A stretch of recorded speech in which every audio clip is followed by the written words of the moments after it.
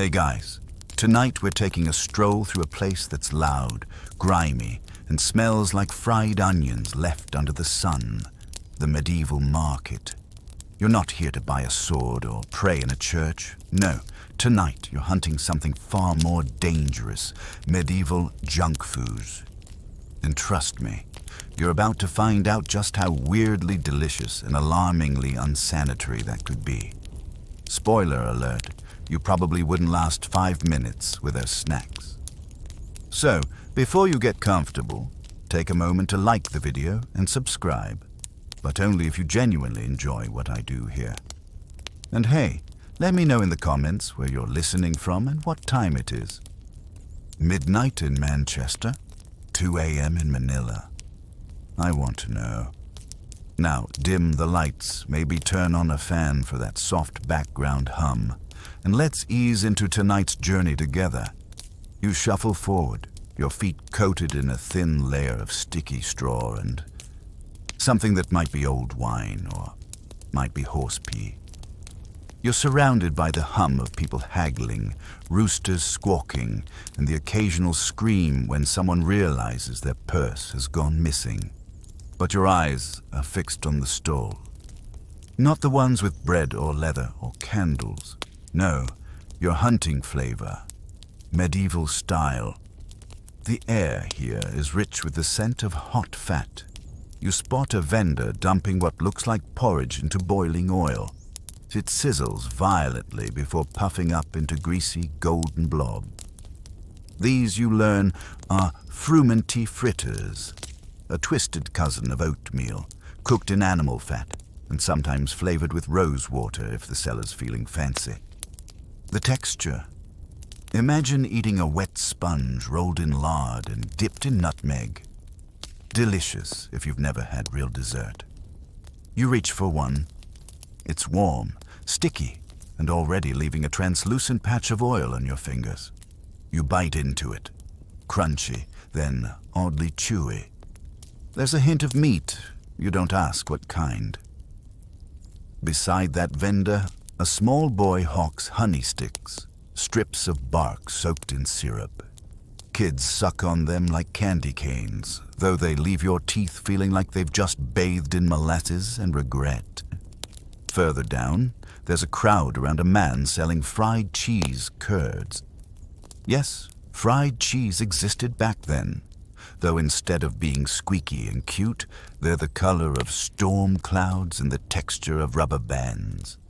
Still, people love them. He sprinkles salt, which was expensive enough to be considered a flex, and hands them out wrapped in old linen. You spot a monk waddling past with something skewered on a stick. It's a pigeon, deep fried, whole, feet and all. You raise your eyebrows, but honestly, you've had worse. The market isn't just about food, it's about drama. You watch as a woman throws a duck egg at a man for stealing her spot in line. The egg breaks on his chest, yolk sliding down like yellow glue. No one's surprised. It's not even the weirdest thing you've seen tonight. And then you spot it, a barrel labeled sop. Sop is basically stale bread dunked in drippings, meat grease, ale, broth, whatever's lying around. It's both snack and sponge. People dig in with their hands, their sleeves, sometimes even with a communal ladle that looks like it survived the plague. You try it, and the flavor hits like a yeasty slap. It's warm, it's salty, and it's kind of comforting until you realize someone just sneezed into the barrel. And no, there are no napkins in the 1300s. The thing is, people here aren't eating for health. They're eating for survival. A fried blob of animal fat is energy. A honey stick is a moment of sweetness in a life of mud and taxes. You, dear listener, are starting to feel it now. The hum of the crowd, the warmth of cheap oil, the strange satisfaction of something crispy that probably should have been left in the fire a bit longer. And as the church bell tolls somewhere far off, signaling the end of market day, you realize your fingers are sticky, Your breath smells like old cheese and you're smiling. Because even in the dirtiest corners of medieval life, people found joy in something fried. And guess what? Historians still debate whether these market snacks were considered food, entertainment, or low-key poisoning. Probably all three. Ready for round two. You drift further down the winding market lane, past a man yelling about leeches and a woman selling something that might have once been cabbage. Your stomach's still rumbling. That greasy fritter didn't quite satisfy. You glance to your left and spot a new vendor. His cart is battered, patched with rope and mud, but the smell. Oh, the smell is something divine. Sweet, burnt, and slightly rancid. You inch closer, The man is dropping little blobs of something beige into a pan of violently popping lard. He grins at you with teeth so crooked they look like medieval street maps. "Fancy a fry?" he says, holding up what he calls a peasant pop. It's frumenty again, but with more oil, less grain, and just a whisper of mashed onion and old garlic. The result is a crispy, doughy thing that feels suspiciously hollow inside. You take one and crunch into it. It shatters like a sugar cube and immediately coats your tongue in a mix of salt, soot, and confusion. You cough. He laughs. "That means it's good," he says. This, apparently, is how peasants indulge themselves when they had a spare coin or two. Deep-fried porridge with leftover bits. Nothing went to waste. If it could be battered, it could be eaten. They fried apples, parsnips, even bits of stale cheese rinds. Sometimes they dunked bits of liver in barley paste and fried that too. And yes, people fought over this stuff. A few feet away, a little girl is selling something different. Boiled oats mashed into flat discs, then pan-fried on a slate stone. She calls them griddle crisps, and she's got the pitch down. "Better than bread and only slightly burnt," she chirps. You buy one, mostly out of guilt. It tastes like charcoal and desperation. But it's warm, and your fingers are cold, so you keep nibbling. Then, as you turn a corner, you nearly trip over a dog gnawing on a chicken bone. Not a cooked one, raw. And beside the dog is a basket of real medieval snack gold, old bread cubes soaked in vinegar and herbs. This was something like a savory treat called sops, designed to soften stale bread and give it a flavor punch. It's not bad, actually, once you stop thinking about how many hands have touched it. You hear a woman mutter nearby, "Eat fast, lest the flies beat you to it." And flies there are, buzzing like a tiny choir over everything remotely edible. You're developing a technique. Breathe through your mouth, swat slowly, and never trust food that glows. Just when you think your stomach might surrender, you find a stall where a bored-looking man is flipping thin oatcakes filled with onions and leeks. He calls them travel pies. They're like proto-Hot Pockets, if Hot Pockets were soggy, smoky, and liable to start an argument. You sit on a wooden crate, chewing slowly. Around you, people are eating without ceremony. Children licking grease off stones, a priest sucking marrow from a goat bone like it's a lollipop, two teens giggling over a fried egg that seems to have a feather still attached. It hits you. This was comfort food. This was pleasure in a time when the plague could drop by any day. When your diet was usually moldy rye bread and thin ale, anything fried felt like a holiday. And maybe it still does. You lean back, staring at the smudged sky, the stars peeking through smoke and chimney haze. Someone's playing a lute badly nearby. It's almost nice. Oh, and by the way, historians still argue about whether all this greasy joy was common or rare, if peasants even had the oil to spare.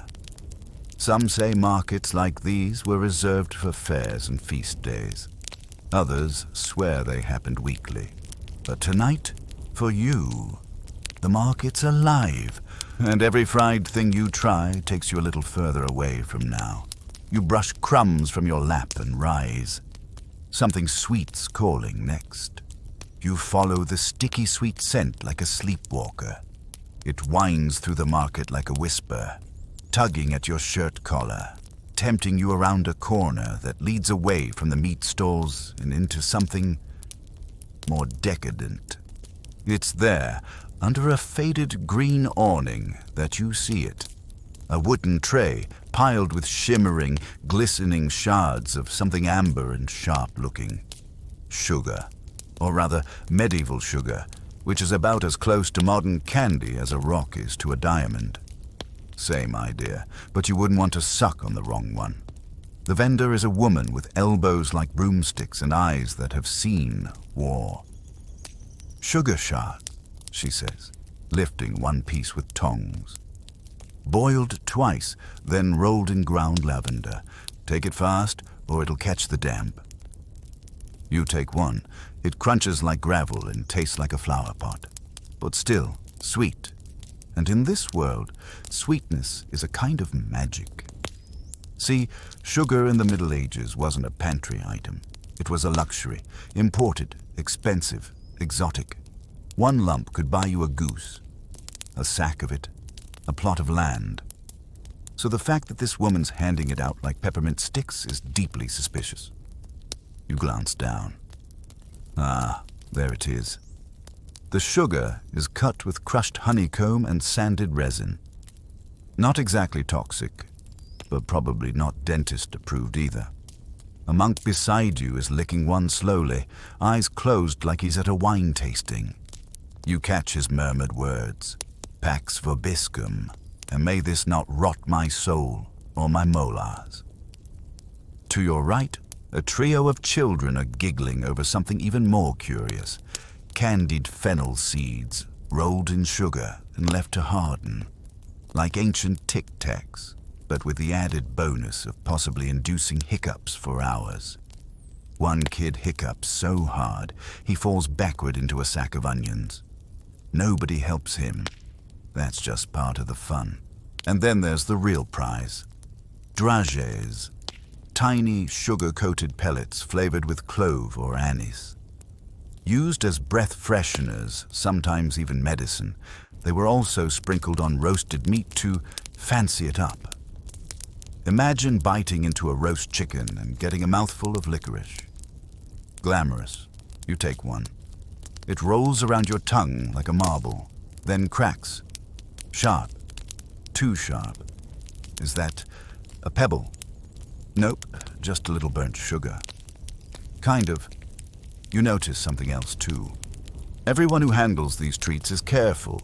Gloves, cloth, tongs, not because of hygiene, as if, but because sugar was status. Sticky, glittering status. To touch it bare-handed was to show disrespect. It was holy, or at least taxable.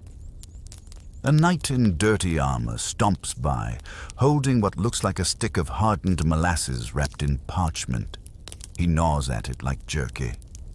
You overhear him mutter, "Better than shoe leather," which is honestly not saying much. But the star of this sticky little show. Pressed sugar sculptures. Yes, people made edible castles, saints and animals out of sugar paste. You spot a half-melted unicorn with one eye sliding off. The vendor offers you a nibble of the horn. You chew it thoughtfully. Tastes like toothpaste and candle wax. The irony is almost poetic. Sugar, the thing we toss into cereal without thinking, was once a currency of decadence, a symbol of wealth, health, and slow death by tooth decay. And now it's stuck in your molars. You're not alone. Nearby, a young scribe is poking at his gums with a feather quill, trying to dislodge a sugar seed. Totally worth it, he whispers, wincing. And would you believe, Historians still argue about whether medieval folks were addicted to sugar the way we are. Some claim it was strictly medicinal. Others say nobles hosted sugar feasts, where entire courses were made from sculpted confections. A literal diabetic banquet. You lick the last of the syrup from your fingertips. Your tongue feels slightly raw. Your teeth ache faintly, but you smile. Because in this market of mud and bone, you've just tasted sweetness. Real or fake doesn't matter. And just when you think you've tried it all, something flickers in your peripheral vision. A shimmer of blue glass, a puff of cold air. Is that ice cream? At first, you think you're hallucinating. Maybe the sugar's gone to your head. But no, there it is again. A chill in the air, the faint scent of crushed berries and mint, and a blue glass bowl nestled inside a hollowed-out stone filled with packed snow. You inch closer. The man behind the cart wears layered robes, even though the night is warm. His fingers are stained purple. Before him is what can only be described as medieval sorbet, a mixture of snow, honey, rosewater, and mashed fruit, slowly stirred over saltpeter and kept cool with shady medieval chemistry. He catches your eye and smiles like a magician revealing his final trick. He offers you a taste on a flat piece of wood. You take it. Cold, floral, faintly sweet, and oddly smoky. He winks and says, "Added a touch of ash for texture." Your eye twitches involuntarily. The idea of frozen desserts in a time before freezers seems like madness. But here you are, eating what might be the 14th century's version of an ice pop, and wondering how the heck anyone pulled this off. The answer: ice cellars, deep underground vaults packed with winter snow and sealed with straw and earth. Sometimes snow was hauled down from nearby mountains and preserved just long enough to chill noblemen's drinks, or in rare cases like this, to make a treat. This wasn't street food for the masses. This was a noble's flex, a summer palace indulgence. And like most noble things, it came with a disturbing twist. A woman approaches the cart, asking for the Egyptian recipe. The vendor nods solemnly, then pulls out a small pot and begins mixing. The ingredients: snow, mashed dates, rose petals, and, yes, fermented crocodile dung. Not for taste, of course. Medieval people believed it had cooling properties, even medicinal effects, especially for the skin and stomach. You politely decline a second sample. Beside you, a young page boy eagerly licks a cone made from crushed almond paste filled with snow and blackberries. His lips are blue. He looks thrilled and slightly hypothermic. Another woman nibbles at a lump of something called iced milk jelly, made by churning goat milk with crushed mint, salt, and wine vinegar over a block of snow. "It reminds me of my wedding night," she says vaguely, and then wanders off. You wonder, briefly, how many of these recipes were actual food and how many were just some alchemist's fever dream that accidentally tasted decent. After all, historians still debate whether medieval frozen desserts were common outside of Persia and Italy, or if they ever really reached England before the 17th century. But here, in this sleepy, dreamlike marketplace, facts tend to blur. A nearby juggler tosses frozen quince balls into the air, catching them in his mouth mid-tumble. One bounces off his forehead and lands in a dog's bowl. The dog doesn't hesitate. You decide to pass on that variety. Then there's the royal cart, gilded, guarded, and surrounded by whispering onlookers. Inside, a massive bowl carved from marble, filled with what the sign claims is snow pudding for kings. It's a mixture of snow, eggs, sweetened almond milk, and a dash of cinnamon. They say it was served to Edward I on a hot summer day.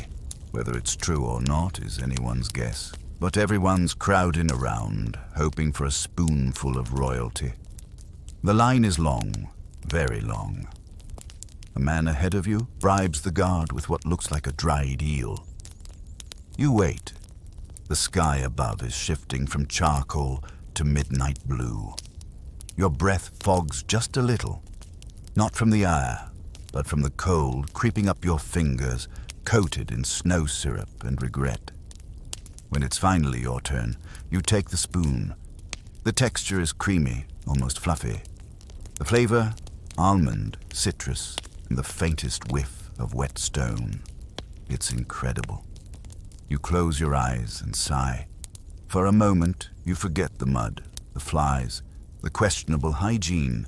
There's just you and this cool, ancient dessert melting on your tongue. And then someone sneezes directly onto the marble bowl. Well, it was nice while it lasted.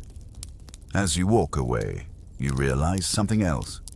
Cold treats in medieval times were more than indulgence. They were status wrapped in ice. A fleeting, melting symbol of control over nature, of escaping the heat, the stink, the rot, even just for a moment. But now, the night beckons once more, and your fingers itch for something else. Something sharp, something spicy. You hear a vendor call out herbed nuts, spiced beans, snacks to wake the dead. And just like that, your curiosity leads you onward again.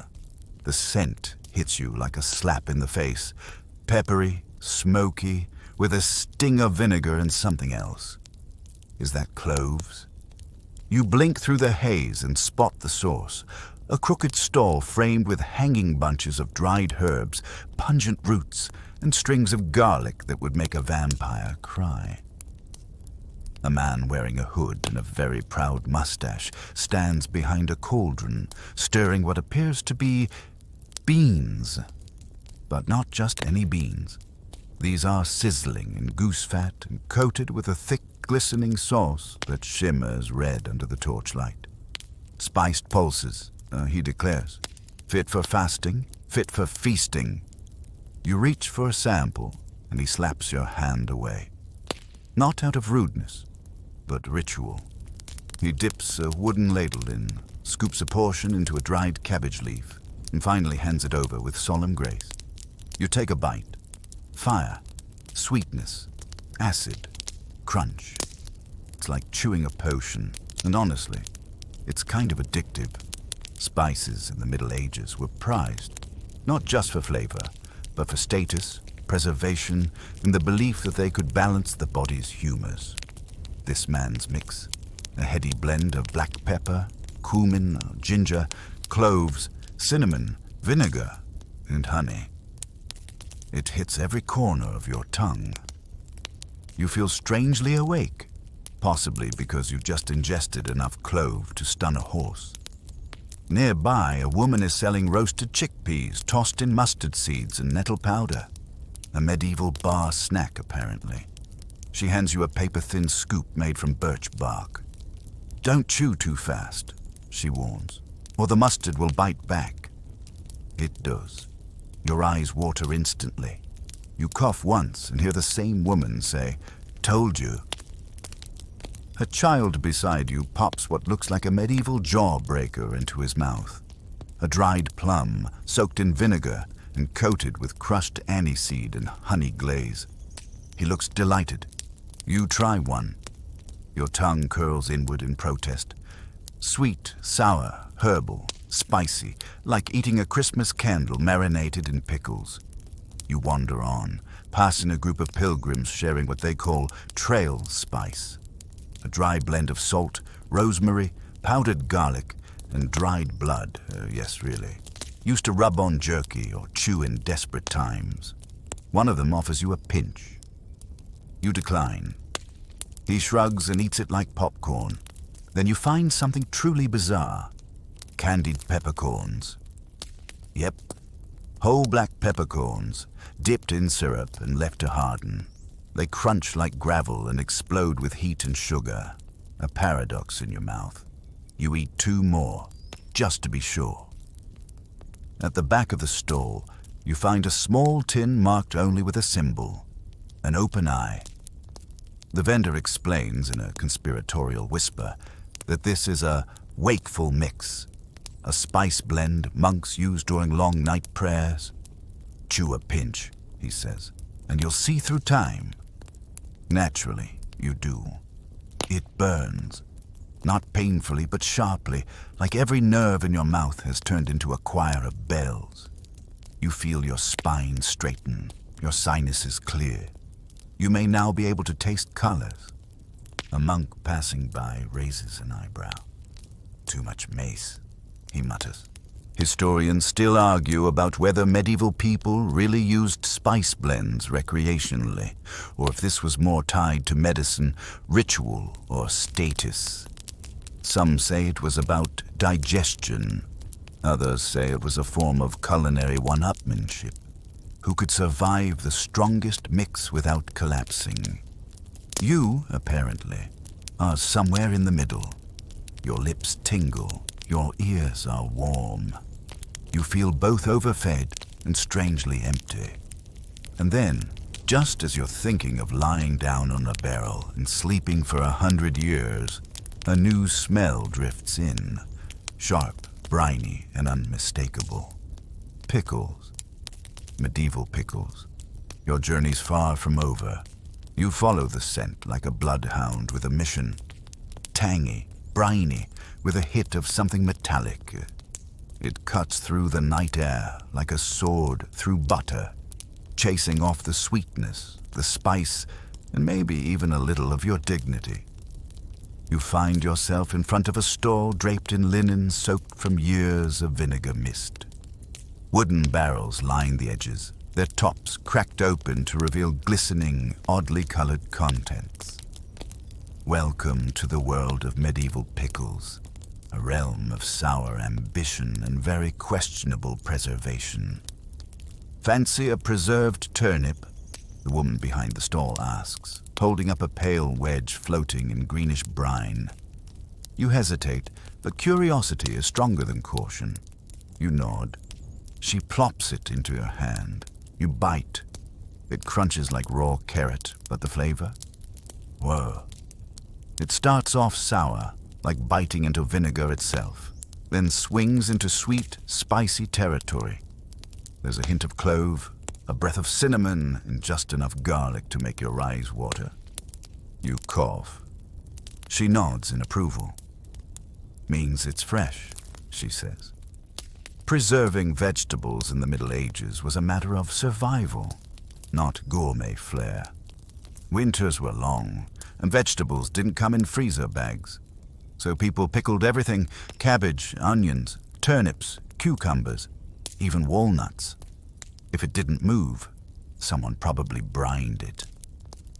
Next, you're handed a strange thing that looks like a wrinkled egg. Pickled plum, the seller says, soaked in wine vinegar and mint. You chew. It tastes like a potion brewed by someone who lost a bet. You try to smile. At the next barrel, you find something that looks like slices of apple, but they're orange. That's pickled quince, someone explains, a noble's favorite.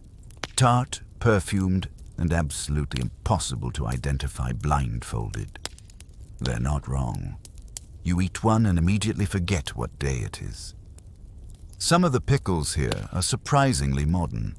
There's a kind of proto-kimchi, fermented cabbage with garlic, mustard seed, and fish sauce. It's bubbling in a jar and smells like feet, but people are lining up to try it. You hold your breath and go in. It's alive, spicy, funky, wild. Your tongue recoils, then leans in again. It's oddly addictive, like tasting history with a side of indigestion. Not all the pickles are vegetable-based. A child offers you something wrapped in fig leaves. You open it. Inside, pickled herring, rolled around a raisin and spiked with a clove.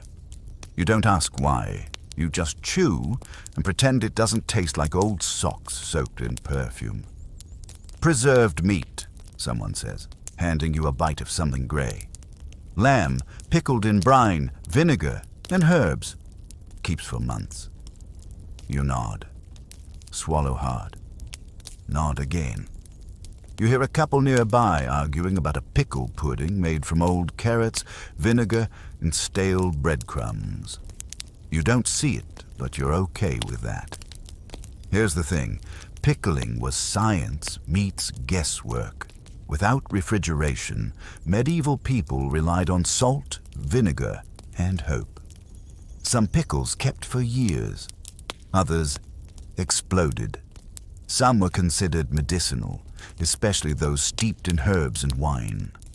Others were just snacks for long travels, portable sour bombs to chase away bland bread and bad moods. Historians still bicker over how common pickled foods really were. Some say peasants rarely had enough surplus to preserve.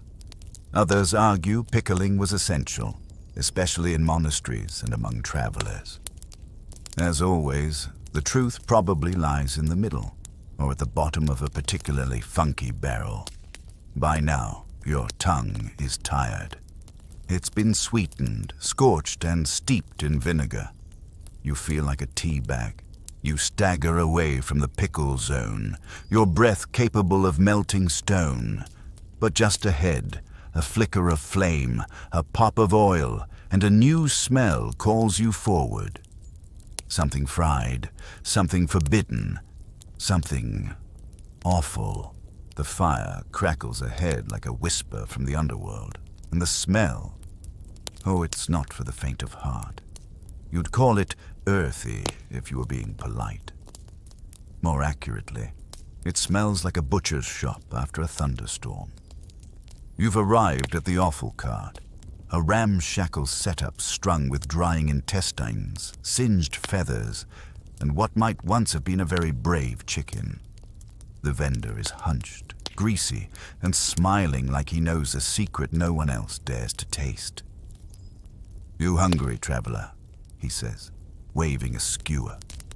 "You look like someone with a strong stomach."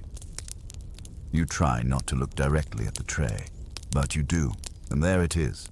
A platter of deep-fried sheep lungs, sliced thin and curled at the edges like potato chips.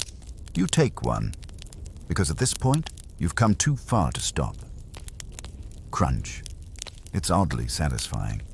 The outside is crisp, the inside like spongy bacon with a twist of barnyard.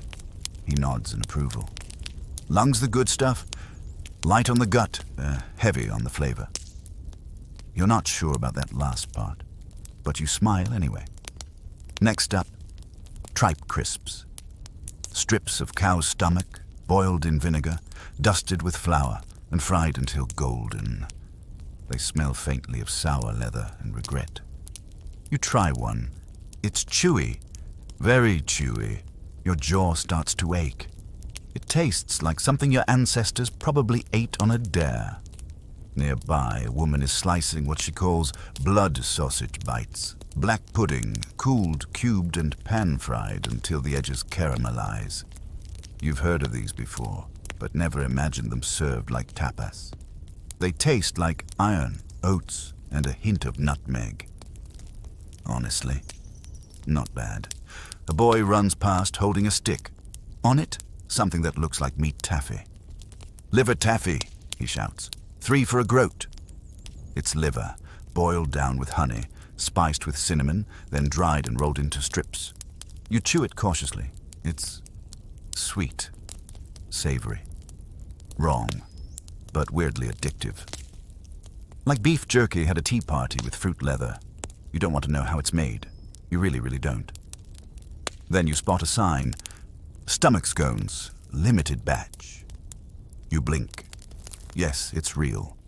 It's a kind of meat pie made from mashed lungs, breadcrumbs, and herbs, baked inside a cleaned pig stomach until crispy. The vendor hands you one wrapped in cabbage leaves. It's warm, it's dense, it smells like pepper and destiny. You take a bite. Your teeth crunch through the crackled skin into a surprisingly fluffy filling. It's not bad, until you find a tiny bit of bone. Oops, And now you're sweating. Not from the food, but from the realization medieval people didn't waste anything. If it could be boiled, salted, baked, or battered, it was food. Offal was just another part of the animal, packed with calories and sometimes with flavor. Plus, there were beliefs. Liver was thought to purify the blood. Lungs could strengthen the breath. Brains thought to sharpen the mind, though mostly eaten by the rich or very desperate scholars. Of course, historians still argue about whether peasants truly ate this regularly, or if it was more of a feast day delicacy, when a pig was slaughtered and the village celebrated by frying every edible bit in sight. Either way, it happened, and people survived it. Some even liked it. You sip from a clay cup of beer to wash it all down. It helps, a little. Around you, others feast without pause. An old man picks his teeth with a chicken bone. A teen gnaws on a skewer of kidneys, humming to himself. A noble-looking woman chews on a cube of heart like it's candy. You wipe your hands on your tunic and step away from the fire. The air feels colder now. Your stomach is full, your mouth is tired, and yet something beckons once more. Sweetness. Again, but darker this time. Thicker, stranger. You catch the scent of warm syrup and burning cloves. You follow. Something baked awaits. The smoke curls like a lazy finger, drawing you toward the back of the market where the flames burn low and red. Here, the night feels heavier, quieter, except for the soft crackle of coals and the rhythmic thump of someone kneading dough with the intensity of a confession. You've found the bakehouse, but not the one for bread and virtue. This is where the sinful sweets live.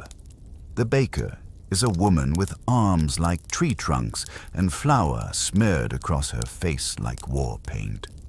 She barely looks at you before sliding a tray from the ashes. It's filled with burnt honey tarts. Little rounds of pastry, edges blackened just enough to be dangerous, centers oozing with syrup thick as tar. She grunts and hands you one. It sticks to your fingers. You blow on it, bite. The crust flakes like dust, and the filling hits your tongue with a rush of molasses, ginger, and pure medieval mischief. It's rich, almost too rich. You blink. Did she spike this with pepper? Yep. You feel the heat a second too late. She smiles. Helps with digestion, she says. The Middle Ages had a love affair with sweets that doubled as medicine. Most weren't just meant to taste good. They were built to balance your humors, align your stars, and keep your belly from turning into a battlefield. That's why your tart has a pinch of cumin, and maybe a hint of something floral. You spot a platter of what looks like pancakes folded into triangles. Wafers with rose jam, someone explains. Thin batter fried on metal plates, folded with a spoonful of sweet, sticky jelly made from boiled petals and honey. You take one. It tastes like perfume wrapped in a whisper. It melts almost instantly. Near the coal, a young girl carefully flips black bread crisps, slices of rye bread soaked in wine, dusted with sugar, then baked until brittle. You take a piece. It cracks like glass and tastes like toasted raisins and old secrets. To your right, a man is carefully rotating a wheel-shaped pastry on a spit. It glistens, drips, smokes. Spiced wheel, he says.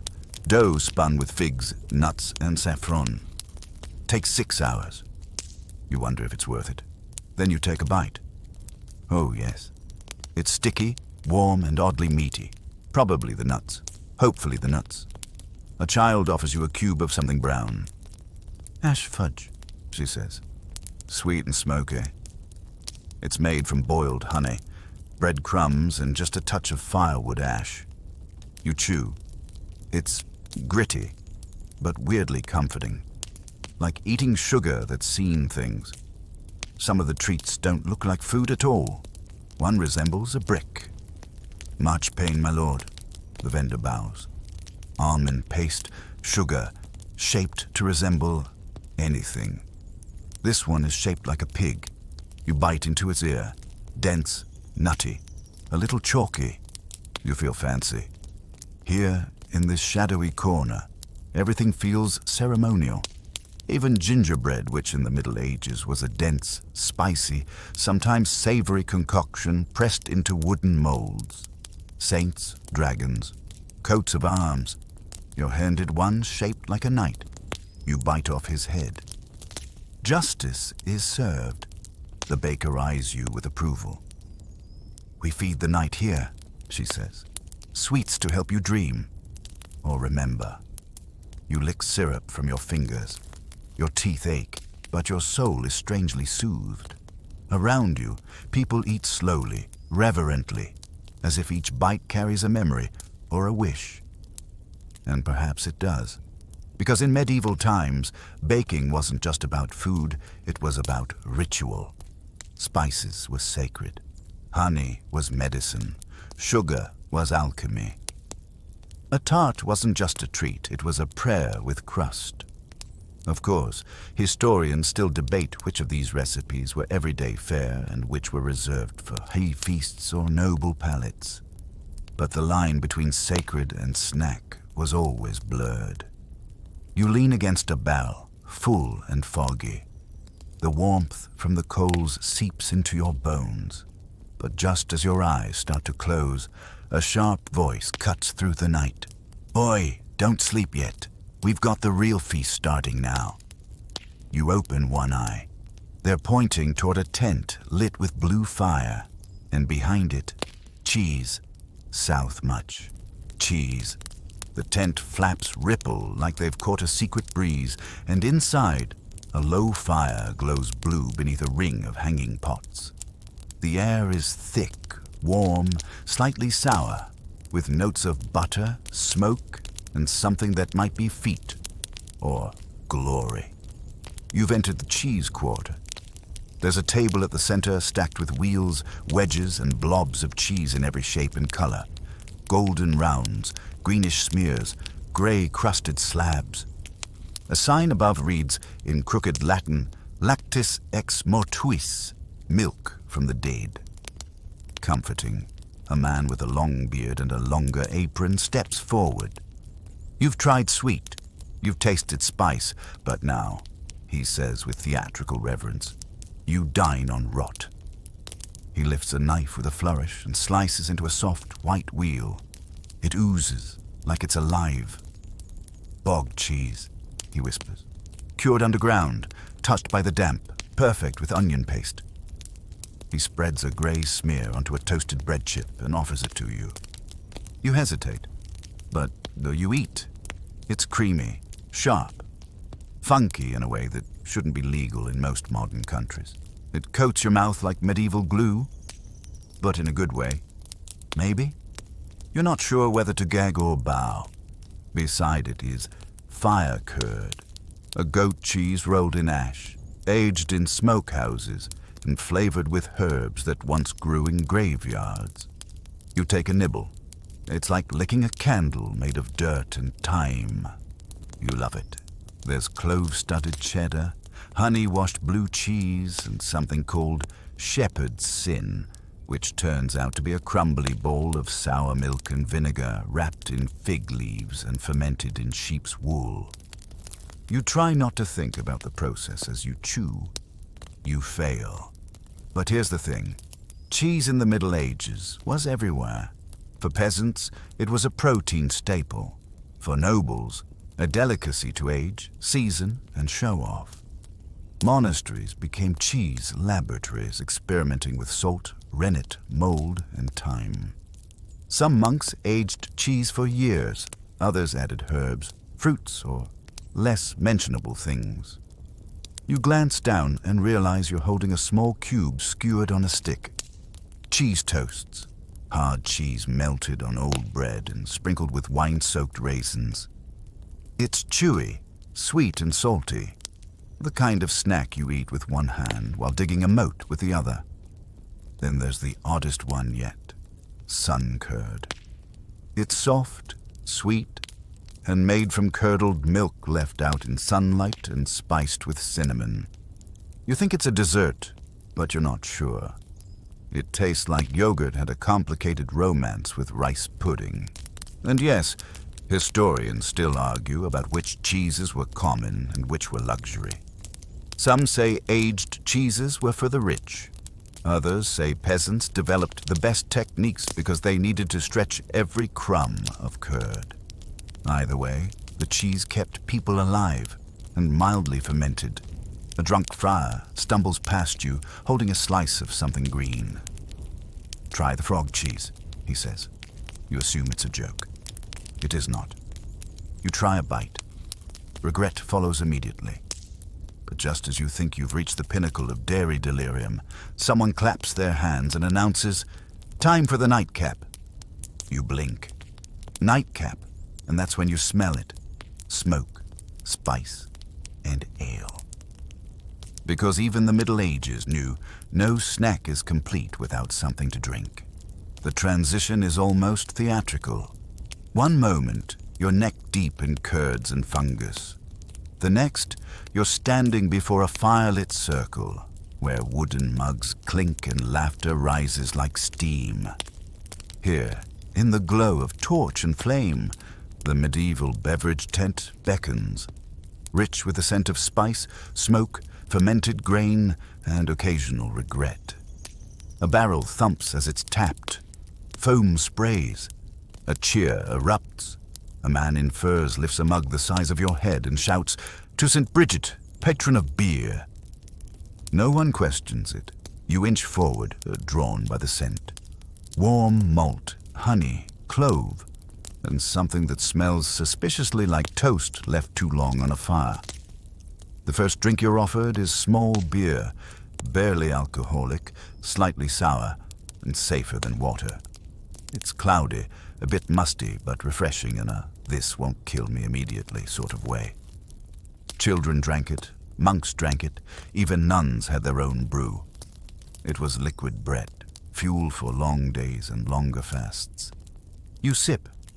It's thin but hearty, kind of like a watered-down oatmeal cookie that learned how to bite. Next, you're handed a wooden cup filled with something thicker and gold. Mead. Honey wine. The drink of legends. It's sweet, floral, and warm going down. This one's been steeped with rosemary and dried orange peel, bright, herbal, and just a little sticky. You ask if it's strong. The brewer just laughs.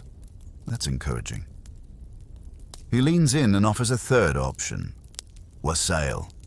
A hot spiced ale filled with baked crab apples, nutmeg, cinnamon, and toasted bread. Yes, there's actual bread floating in the bowl. It's like soup and cider at an enthusiastic wedding. You sip, your throat warms, your cheeks flush. You suddenly want to hug someone and sing about winter. You don't. The drinks get weirder from there.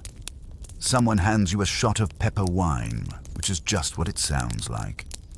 Red wine, black pepper, a dash of wormwood. It's like drinking a cough syrup that's been possessed by an angry herbalist. You cough. A nearby knight claps you on the back and says, "That's how you know it's working." Then there's Allegrout, an ale brewed with bread crusts, herbs, and sometimes beef broth. Yes, it's part beer, part stew. You take a gulp and feel like your body's being wrapped in a wet wool blanket. Oddly comforting, definitely salty. One woman passes around her own concoction, rosehip cordial, sweet and tart and glowing like molten garnet. She says it's good for the heart. You believe her, mostly because your heart is currently tap dancing. You notice a group of monks carefully pouring herbal tonics, bitters brewed with wormwood, hyssop, and other medicinal plants. Technically for digestion. Realistically for mystery. One sip and your entire digestive tract files a complaint. And in the corner, someone is stirring milk punch over low heat, spiced wine, curdled milk, lemon and sugar. It's strained until clear, served warm. It sounds terrible. You try it anyway. It's confusing.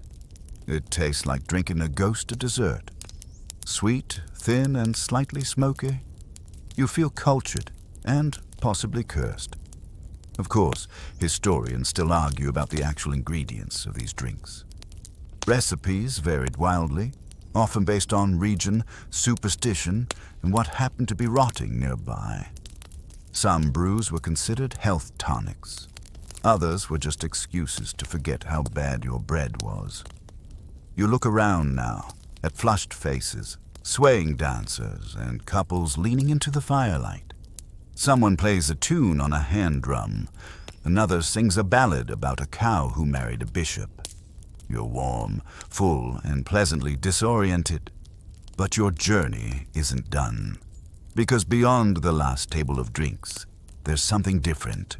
A hush, a shimmer, a small white tent surrounded by candles.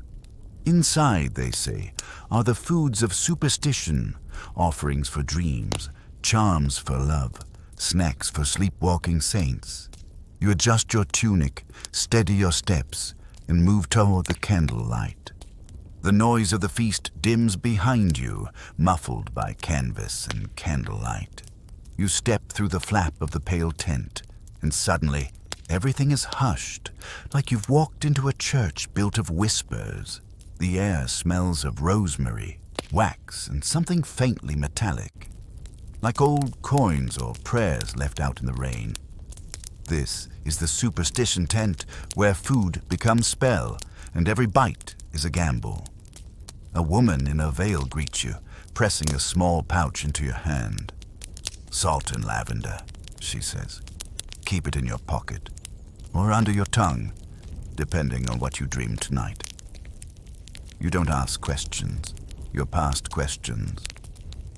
A long table stretches before you, draped in dark velvet. It's littered with bowls, scraps of parchment, half-melted candles, and foods that don't look like they were made to satisfy hunger. These are ritual snacks, each with a meaning, a purpose, a risk. First, a plate of honeyed almonds. Crunchy, fragrant, and dusted with ground rosemary. "For memory," the veiled woman says. "Eat 3 before sleep and you'll dream of your childhood, or someone else's." You try one. Sweet, bitter, the kind of flavor that clings to your teeth like a secret. Next, sleep cakes. Small round biscuits made from flour, egg yolk, anise, and poppy seed. "Eat 1 to sleep through storms," someone whispers behind you. "Eat 2 to hear voices in your dreams." You take one. You're not that brave. Beside them, a platter of love apples. Not real apples, but dried slices of quince soaked in rose water and stitched together with a clove. They're meant to be shared. You don't see anyone doing that. A woman across the table is chewing one slowly, staring at a man who looks increasingly nervous. You move on. A small loaf rests on a cushion of moss. "Dream bread," the sign reads. "Made from rye and sea salt. Will reveal your true path, but only if eaten in silence." You tear off a piece, chew slowly. It tastes like the ocean and old parchment. A little sandy. You don't feel enlightened yet, but your ears pop slightly. And then, charcoal eggs. Hard-boiled quail eggs rolled in soot and thyme. You raise an eyebrow. A cloaked boy nods solemnly. To banish nightmares. You eat one. It tastes like campfire and metal. You hope it works. Across from you, a man in a pointed hood offers what he calls soul sugar, crystals of honey candy mixed with ashes from blessed herbs. "For safe passage between dreams," he murmurs. You try a piece. It crackles on your tongue like tiny footsteps. The last dish is a single bowl of milk porridge, cold and white, with a swirl of blackberry ink across the top. The sleeper's supper, the host says. Eaten at midnight, said to soften the veil. You dip a finger in. It's thick, bland, heavy, perfect for drifting. Some say these foods were part of pagan traditions that crept into medieval folk customs. Others say they were nothing more than superstition passed down in kitchens and mead halls, whispered into pies and folded into dumplings. Historians still debate which rituals were real, which were metaphor, and which were simply something to do when the wind howled too long against the shutters. But here, under candlelight, with a belly full of old flavors and stranger ideas, you start to feel it. The drowsiness, the tilt, like the world is softening at the edges. Your footsteps slow as you leave the tent. Outside, the market has grown quieter. The fires are lower. The revelers, those still upright, speak in murmurs now. A child lies curled up beneath a table, snoring beside a wheel of cheese. You rub your eyes. You've eaten everything but the moon. You should rest, but no. You smell something baking, something bready. And maybe, just maybe, there's room for one more bite. The scent hits you like a lullaby in steam. Warm, nutty, dusted with smoke and something faintly sweet. You follow your nose through the settling twilight, past flickering torches and abandoned carts, until you find it. A massive stone oven, still glowing red in the dark like a dragon's last breath. The baker stands beside it, tall and solemn, brushing flour from his hands like a priest dusting off parchment. You've made it just in time, he says. The last loaves are cooling. Tonight's bread is blessed. You step closer. On a long wooden table are loaves of every size and shape. Braided circles, squat rounds, long planks baked dark at the edges. The surface of each bears a faint impression. Crosses, herbs, astrological symbols, even one shaped like a goose with a crown. You pick up a small roll and tear it open. Steam escapes. It smells of rye, caraway, and perhaps lavender. You bite in. It's chewy, slightly sour. The crust is smoky, and the center still hums with heat. Comfort in edible form. Bread in the Middle Ages was more than food. It was daily ritual, social marker, even theology. Peasants got coarse loaves full of bran, millet, and sometimes ground peas or acorns. Nobles enjoyed fine white bread made from sifted wheat flour, known as manchet. And monasteries, they practically lived off bread and beer. Your next sample is maslin, a peasant's loaf made from barley and rye. Dense, gritty, with a faint bitterness like dark beer left in the sun. Not pleasant, but grounding. You feel like your teeth are doing labor. Then there's holy loaf, stamped with a wooden seal and made with blessed water. For feast days, the baker explains, or funerals, sometimes both. He gives you a slice with a faint spiral carved into it. It tastes symbolic and surprisingly lemony. You see a few loaves blackened on top. Ash bread, he says, from Lent. It's made from flour, salt, and ashes from palm leaves or burnt herbs. To remember what we're made from, he adds. You chew it slowly. It tastes like dust and devotion. Nearby, a woman slices thin wedges of bread for the mad.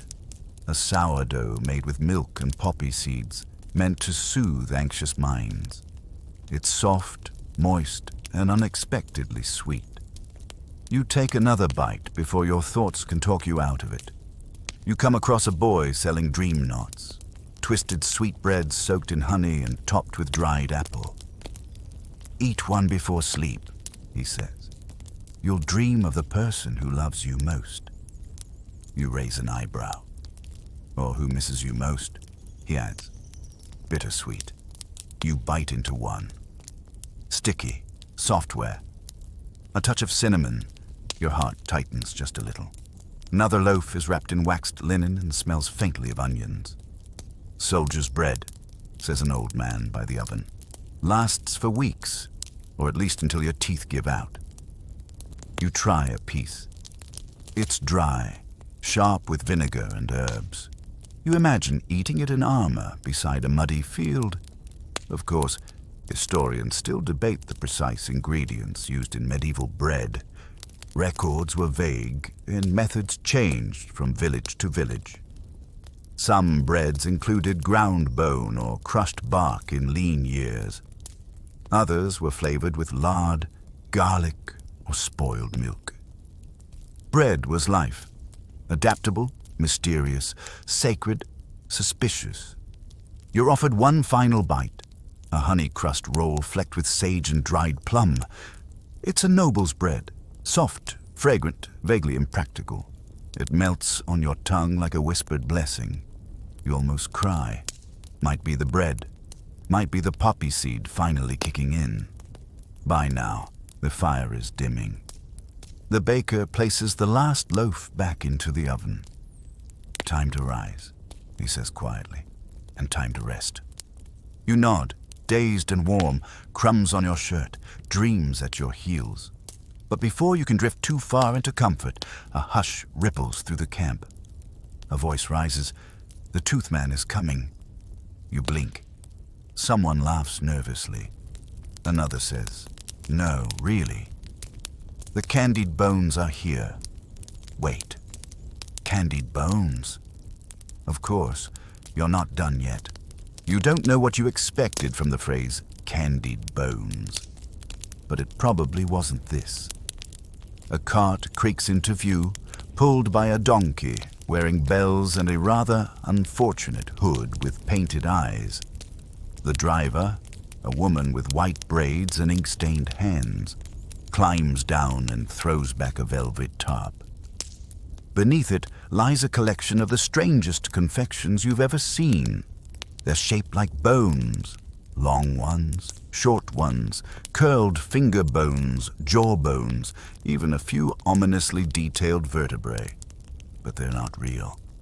Probably. They're carved from sugar paste, molded from almond meal, and glistening with honey glaze. "The Feast of All Souls," she says, gesturing proudly. "Food for the dead, and snacks for the living who miss them." You reach for a candied femur, about the size of your forearm, hollow in the middle and filled with dried figs and peppered ginger. You bite. It snaps cleanly, and the inside is chewy, dark, and sweetly bitter. Like someone tried to make trail mix out of a funeral and somehow succeeded. Next to it, a bowl of white sugar skulls, painted with saffron and powdered clove. Not decorative, edible. You pop one in your mouth and it dissolves into something gritty and floral. It's like eating chalk, if chalk had an afterlife. There's a stack of mourning wafers, blackened with charcoal and cut into the shape of crosses. You eat one for each ancestor, the vendor explains. Sometimes two if they were unpleasant. You nod solemnly and eat 3 just to be safe. Then she unveils her most prized creation, marrow candy. Soft nougat flavored with cinnamon and cardamom, wrapped in thin sheets of sugar shaped like ribs.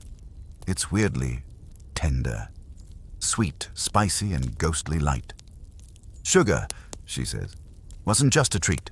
It was a miracle, imported, precious, holy, used in ceremonies, in medicine, and in death." You nod, slowly chewing on a sugar-coated knuckle. It's hard to argue with that kind of conviction. A boy beside you offers a tiny paper cone filled with prayer dust, powdered licorice root, cinnamon, crushed rose petals, and just a hint of lime. You toss it into your mouth. It zaps your tongue like a lightning bolt and immediately makes your eyes tear up. "It's good for the throat," he says. "Also nightmares." At the corner of the cart, another tray holds angel drops, tiny candies shaped like wings, made from sugar hardened over sage leaves. You suck on one. It tastes like hope and holy water. Maybe.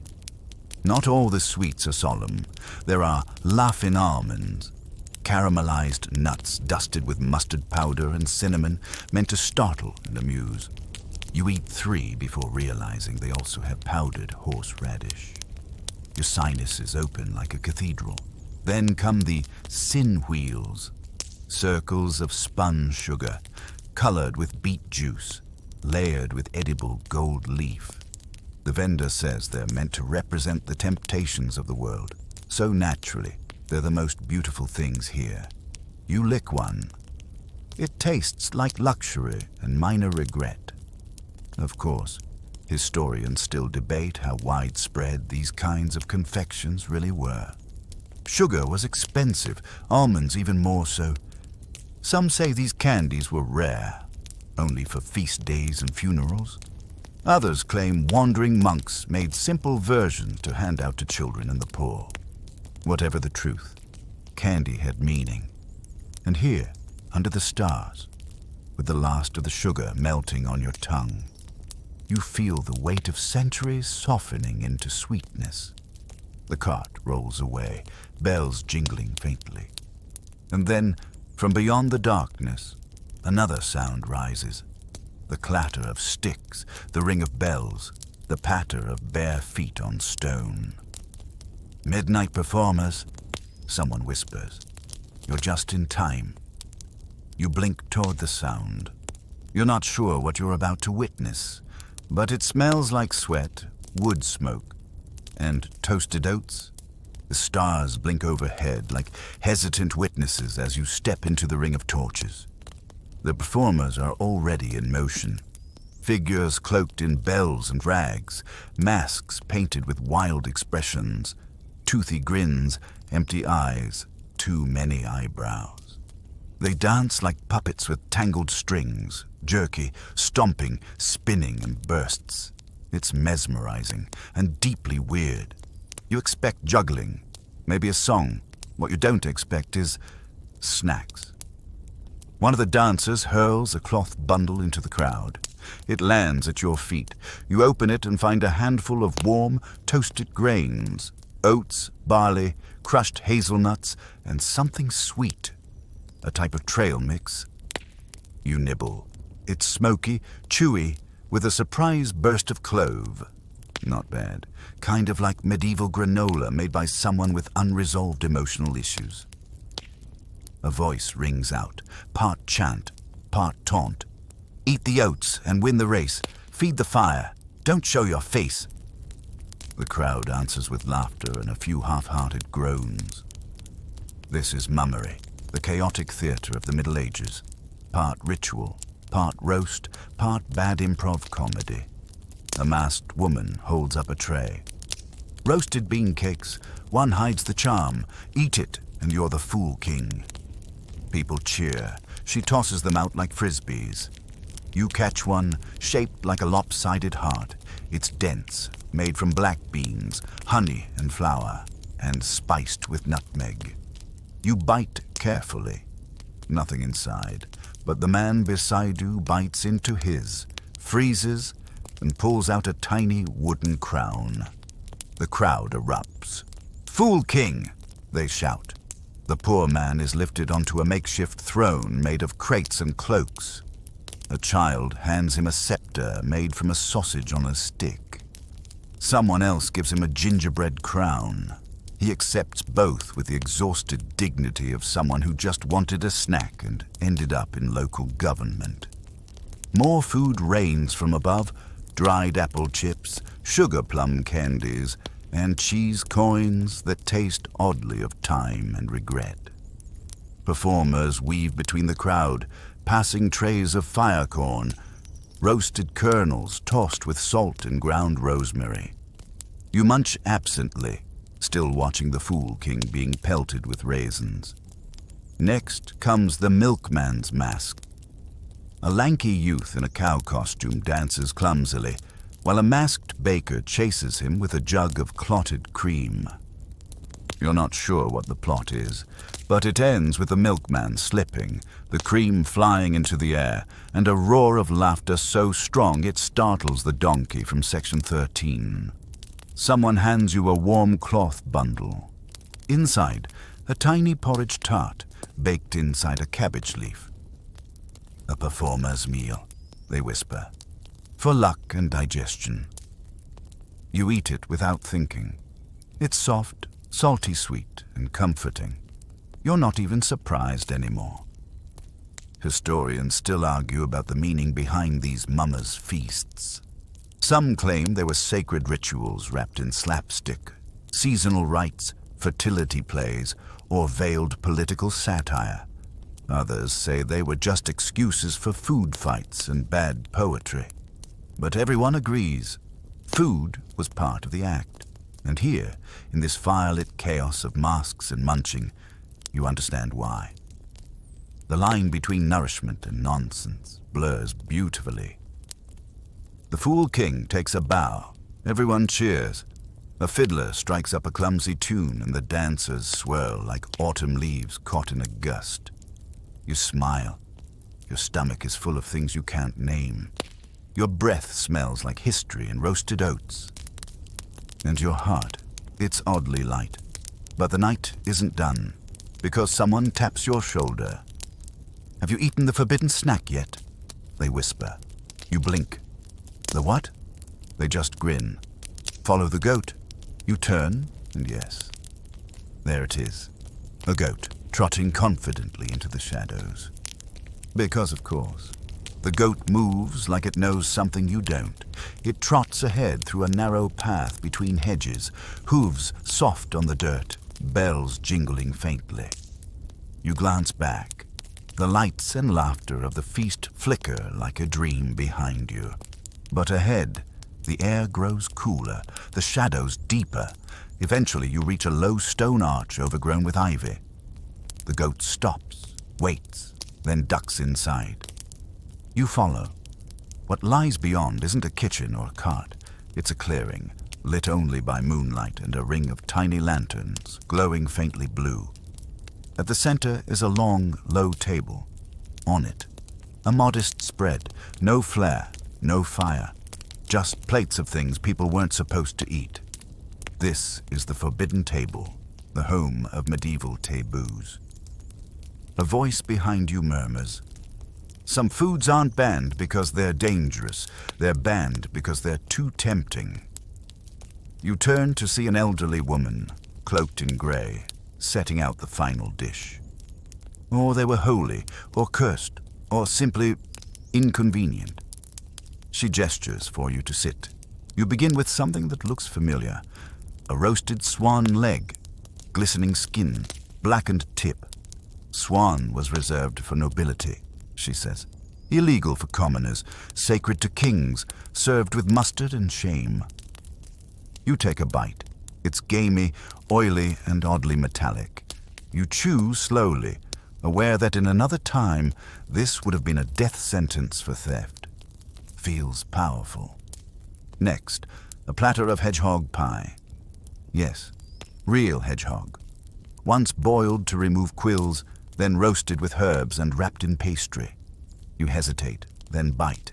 It's tender, a bit greasy, tastes like pork and forest. You try not to picture the creature. Forbidden for clergy, the woman says. Too close to fasting meat. Also, unpopular with gardeners. There's eel jelly, quivering on a pewter plate. Long, coiled, glistening with vinegar and dill. You prod it, it wobbles. You eat it. It's slippery, fishy, sharp with vinegar and cold like river water. Honestly, not the worst. Then, beaver tail, charred and fatty. They said it counted as fish, she smirks. So it was fair game during Lent. The bite is oily and rubbery, like chewing a burnt candle. You nod respectfully. On a wooden tray lie slices of black pudding with blood sauce. You've had blood sausage before, but this, it's drenched in a dark, sweet, sticky glaze. Clove, apple, iron. You lick your fingers. This is criminally delicious, which feels fitting. You see a bundle of herbs wrapped around what looks like a charred root. Mandrake snack, she says softly. Simmered in milk. Once believed to scream when pulled. Eating it was either magical or fatal. You take the smallest bite. It's bitter, like dirt and dreams. You don't die. Probably. One dish remains. Whale fat cake. Lard cut with barley and dried berries. Illegal now. Revered then. You chew slowly. It's waxy, dense, slightly fruity. You feel a deep ancestral warmth, and also like you're digesting a candle. Of course, historians still argue over which foods were truly banned and which were simply frowned upon. Many of these dishes walk the line between sacred and sinful, between survival and social class. What was a delicacy to one could be damnation to another. You sit back, stunned, stuffed, a little haunted. The goat bleats quietly, like applause. And now there's only one direction left to go, inward. Because the final stop tonight is your own dream. The woman hands you a small cup of warm liquid. You sniff. Milk, nutmeg, honey, lavender, a sleep potion old as time. You sip. The goat nuzzles your knee, and the clearing fades. You don't remember lying down, but you must have, because now you're floating. Not in water, not in air, in something thicker, softer, like drifting through steamed milk and lullabies. You smell honey, clove, toast, and somewhere the faintest trace of melting butter. This is not a place. It's a dream, stitched together from everything you've eaten, all the crumbs in your mind. And here, food isn't just flavor. It's architecture, emotion, memory. You're not just dreaming, you're digesting.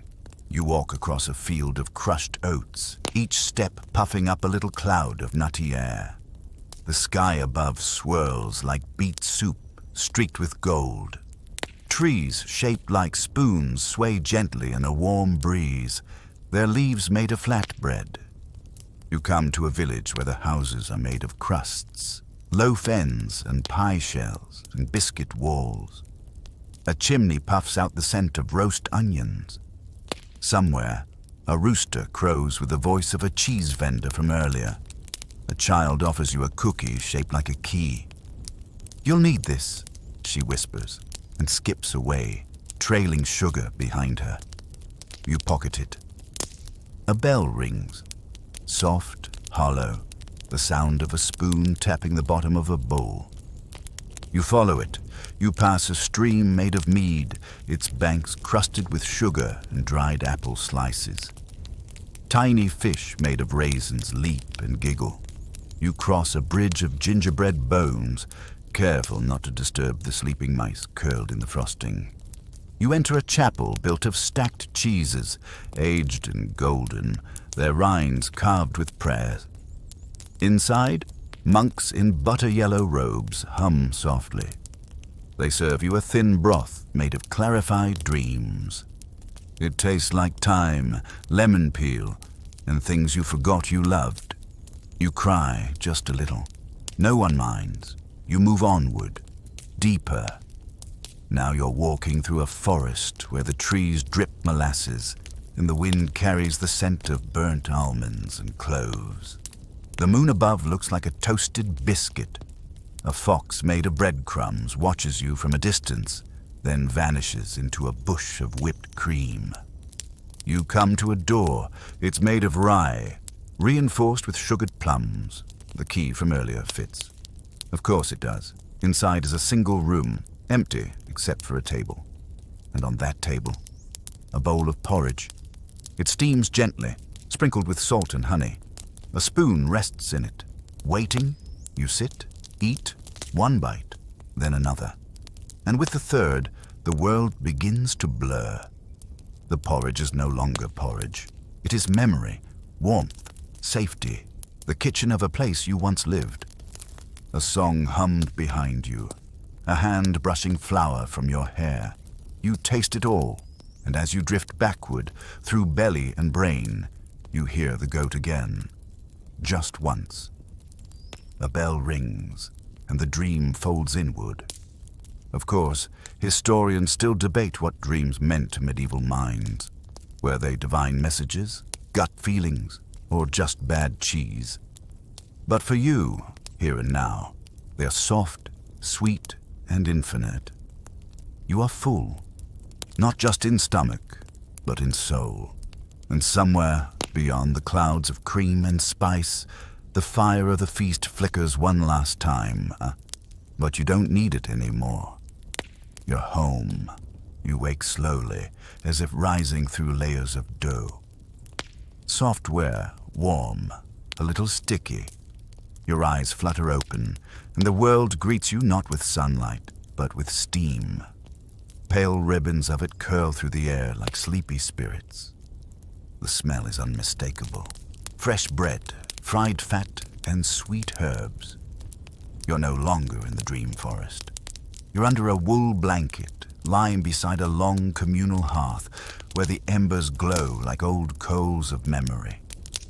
Around you, others begin to stir. Pilgrims, peddlers, performers, all stretching, yawning, and reaching instinctively toward the scent of something hot and homey. A hand reaches into the fire and lifts a blackened pan. Breakfast, medieval style. A boy passes you a bowl of pottage, a thick morning stew of barley, peas, and whatever's left over from the night before. It's beige, it's humble, it's surprisingly tasty. You take a bite. Chewy grains, soft root veg, a hint of smoked onion. It clings to your ribs like a friendly ghost. Someone else ladles ale porridge into wooden cups. Yesterday's bread boiled in weak ale, flavored with honey and a little vinegar. It sounds terrible. It is not. It tastes like warm beer pudding. You're not mad about it. You're handed a thin slice of fried lard bread, crispy at the edges, brushed with garlic and rosemary. It's crunchy, salty, perfect. You want 8 more. Then comes something called a morning cake. Not a cake, but a dense wedge of flour, egg, dried apple, and powdered mustard seed. It wakes up your tongue in the same way cold water wakes up your spine. A man nearby is cracking hen eggs into a hot ash pit, covering them in coals. Ash roasted, he says. Peasant style. Eat with a spoon and hope for no gravel. You dig one out and crack it open. Soft white, creamy yolk, a hint of grit, but rich. Earthy. Worth the dental risk. There are slices of cold meat jelly. Last night's leftovers set in aspic, sliced like pudding. You try a bite. It jiggles. It's savory. It feels like your ancestors approving of your life choices. Then someone offers you blessed oatcakes, stamped with a morning cross and fried on a flat iron. Thin, toasty, spread with soft cheese and lavender honey. You take a bite. Your soul sighs. And then, because medieval people were both practical and unpredictable, someone hands you garlic milk. Yes, warm milk infused with garlic, served as a tonic for colds, hangovers, and bad humors. You sip. It's not bad. Terrifying at first. Comforting by the third gulp. Of course, historians still disagree about what people actually ate for breakfast. Some sources suggest peasants ate little more than cold porridge, while nobles dined on game pies and saffron buns. But everyone, rich or poor, ate what they had. And what they had was often dictated by the season, the weather, and the whim of the animals. You eat a soft boiled duck egg with a spoon carved from horn. You munch a slice of fried barley bread dipped in vinegar syrup. You wash it down with watered cider that tastes like it barely survived the barrel. And as your body begins to warm with the day, a hush passes over the fire pit. Someone stands. "Thank you," she says. To no one in particular. For the bread, the broth. The dream, the others nod. A few murmur blessings in old tongues. Because here, breakfast isn't just the start of a new day. It's the closing hymn of the night before, the final chorus in a meal that spanned magic, madness, and mystery. You brush crumbs from your lap, stretch your arms, take one last sip of oat broth, and then, like everyone else, you rise. Because the feast may be over, but the road still waits. The road doesn't stay empty for long. You've barely taken 10 steps beyond the hearth when a drum beat thumps through the morning mist. Soft at first, then louder, faster, layered with bells and laughter and the faint clip-clop of hooves. You turn toward the sound just as a crooked sign creaks in the wind. The procession of the Idibul. Of course it's a parade, and of course it's food-themed. The first to appear is a group of children dressed as vegetables. One is a turnip with a floppy paper hat. Another wears a beetroot cloak, her face painted burgundy. They toss handfuls of roasted chickpeas into the crowd like confetti. You catch a few, crunchy, salty, unexpectedly satisfying. Behind them marches a band of men in tunics shaped like sausages. They play flutes and lutes while dancing around a cart shaped like a giant meat pie. Smoke rises from the crust. Someone peeks out from inside. You're not sure if it's a joke or a staffing issue. A monk rolls past in a wheelbarrow full of bread effigies. Tiny people made of dough, arms folded, faces pinched in baked devotion. These are saints, he declares. Eat with reverence. He hands you one. You eat its head. It tastes like ginger and solemnity. Next comes a procession of cheese knights, fully armored figures whose shields are rounds of hard cheese. One lifts his visor and offers you a wedge. Aged for bravery, he says. You bite. It's sharp, nutty, and tastes like the memory of a victorious joust. Then, suddenly, wonderfully, there are dancers. They twirl under garlands of dried herbs and garlic, leaving trails of herbed breadcrumbs in their wake. One presses a tiny pastry into your hand, a March tart, filled with stewed rhubarb and caraway. It's sweet, sour, and fleeting, like spring pretending to be summer. A woman with silver-painted cheeks follows, balancing a tray of milk curds topped with plum jam. From the cow to the crown, she says, the food of mornings. You eat. It's cool and silky, with just enough fruit to feel decadent. And then, a man on stilts dressed as a chicken, cackling, flapping, tossing spiced eggs like holy grenades. One hits you square in the chest. You eat it anyway. The yolk is bright. The spice is cumin and mustard. You feel alive. Of course, historians still puzzle over whether these processions were real events or exaggerated tales woven into folk tales and guild lore. But in many towns, feast days were marked by culinary pageants, marches where butchers, bakers, brewers, and cheesemongers literally paraded their goods through the streets, dressed in edible symbolism. And here, walking among dancing onions and banner-waving bakers, you understand why. Because food wasn't just fuel, it was culture, identity, drama. The parade ends with a float shaped like a giant cauldron, steaming with what smells like spiced lentil soup. A boy with soot on his nose waves a ladle at the crowd. You take one last bite of a sweet almond fritter someone hands you without a word. It melts on your tongue like memory, and just as suddenly as it began, the parade moves past and disappears into the mist. The road behind is dusted with flour, crumbs, and laughter. The road ahead, quieter, but still full of scent. Still calling you forward, because you haven't seen everything yet. Not even close. You follow the flower-dusted road as it bends through a patch of woods, the leaves overhead stitched together like a pastry lattice. The trees thin, the scent shifts, and then, just as you rub your eyes against the golden morning light, it appears. A market, but not like the ones before. This is no ordinary bazaar. This is the whispering market. Everything here seems just a bit sideways. The stalls lean in odd directions. The signs hang from braids of garlic and twine soaked in mead. The sellers wear cloaks stitched from tablecloths and aprons, their eyes hidden beneath flour-dusted hoods. And the food? You've never seen anything like it. At the first stall, a man with a feathered cap sells edible ink. Tiny vials of dye made from blueberries, charcoal, and boiled elderflower. For painting pies, he mutters, or secrets.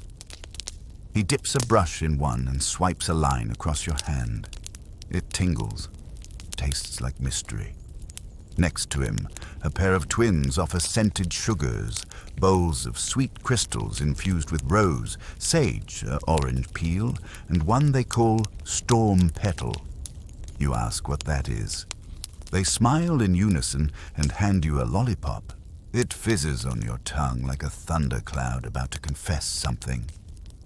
At another cart, a woman unwraps parcels of invisible cheese, thin shavings that vanish when exposed to sunlight. A trick, she shrugs, or a blessing, depending on what you want to forget. You taste one before it disappears. It's creamy, sharp, and heartbreakingly brief. You find a tent labeled Bread That Whispers. Inside, loaves are stacked in neat rows. Each is marked with a word: hope, regret, threshold, ember. You choose one labeled Listen. When you hold it close, it hums faintly. You bite in. It tastes like someone once loved you very much. You back out, stunned. A man nearby is selling candied shadows, strips of dark sugar shaped like silhouettes. They're flavored with anise, lavender, and salt. Good for keeping nightmares out, he says, or letting them in if that's your thing. Then there's a booth offering boiled moon yolks, a dish so softly glowing you're afraid to blink. They look like poached eggs floating in cream, dusted with starlight and saffron. You sip. It's like drinking warmth and sleep at the same time. A girl in a red hood invites you to sample her forbidden fruit stew: fig, quince, pear, clove, vinegar, and one unknown ingredient she refuses to name. It was outlawed in 3 kingdoms, she grins, but not here. You taste. It's incredible. Your mouth goes numb. Briefly. Then it sings. Elsewhere, a boy balances a tray of floating bread orbs, small yeasted spheres that levitate a few inches above the tray, bobbing slightly with each step. He plucks one, dips it in herbed oil, and hands it to you. It bursts with steam and the taste of rosemary dreams. Of course, historians would scoff at much of this. There are no written records of whispering bread or floating loaves. But folklore has always woven fantasy into the margins of fact. And who's to say these weren't the products of wandering monks, eccentric bakers, or travelers who dreamed with their mouths open? This market, this wild, strange place, feels like it's lived in the gaps of history. The footnotes, the forgotten flavors, the stories that were too strange to be remembered by scholars, but too delicious to disappear. You leave with your pockets full of crumbs, your lips sweet with wonder, and your breath scented faintly with burnt honey and thyme. The stalls vanish behind you like mist. Only one part of the feast remains now. The final course, the closing bell, the gentle end. You're walking slower now. Not from weariness, though it's there, but from something deeper. A kind of saturation, the way a sponge can hold no more water. Your senses have feasted beyond fullness. The taste of stories still clings to your tongue, and the steam of 100 hearths lingers in your hair. Ahead, the trees part into a glade bathed in silver moonlight. No more vendors, no music, just the soft hush of wind threading through the grass. A single stone bench waits in the center, beside a shallow pool that reflects the stars.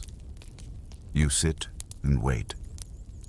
There is no final banquet, no grand finale. Only this, a small wooden bowl passed gently into your hands by someone you didn't hear approach. They wear no mask, no cloak, just a plain tunic, hands weathered like old breadboards. In the bowl, warm milk, crushed poppy, a swirl of honey, and the faintest whisper of time. Night milk, they say. The old kind, the true kind. The last thing you taste before dreams take your hand. You nod, lift it to your lips. Sip. It's warm and thick, slightly floral. Heavy, but not in a burdensome way. More like a weighted blanket for your soul. It wraps around your thoughts, softens the edges. Every blink lasts a little longer than the one before. They sit beside you, say nothing, just breathe. The stars begin to blur. You hear distant sounds, faint laughter, hooves, the flutter of cloth in a lazy breeze. The campfires you left behind still crackle somewhere far away, though you can't see them now. All the flavors of the night drift upward, smoke curling into memory. In the hush, you feel something beautiful. The complete dissolution of appetite. Not hunger fulfilled, but hunger transcended. You're no longer seeking, just sinking. Even the goat, bless it, curls up nearby, making one last contented grunt before dozing off. A bell jingles softly as it exhales. The person beside you murmurs, "You've wandered well." Eaten deeply. Now let the stories digest you for a while. You smile at that, because it's true. Somewhere behind your eyes, porridge palaces and sausage kings still dance in the long corridors of your mind. A parade of flavors marches across the back of your tongue. The bread whispers faint blessings into your bloodstream, and the world fades. The pool reflects only the moon now, and then even that blurs. There is no curtain, no farewell toast, just warmth and silence and sleep.